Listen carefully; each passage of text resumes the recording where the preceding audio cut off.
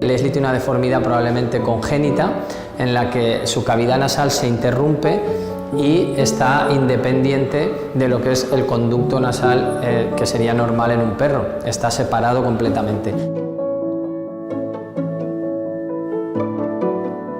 Lo que hemos hecho ha sido hacer un abordaje por debajo, llevarnos una parte de la premaxila. ¿Por qué? Porque como no puede respirar por la nariz, había desarrollado una fístula en esta zona de aquí y a través de esa fístula es de donde trataba de coger el aire. Nos hemos llevado esa zona que estaba muy infectada y dañada que veíamos en el TAC y hemos reconstruido pues, la cavidad nasal haciéndole un conducto, las hemos vuelto a comunicar.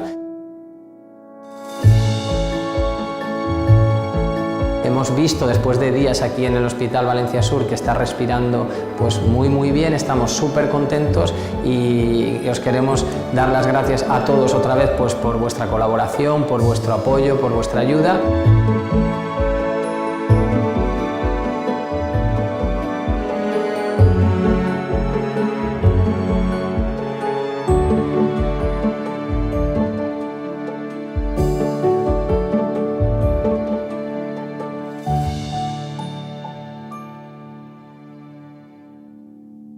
El resultado es estupendo, ¿eh?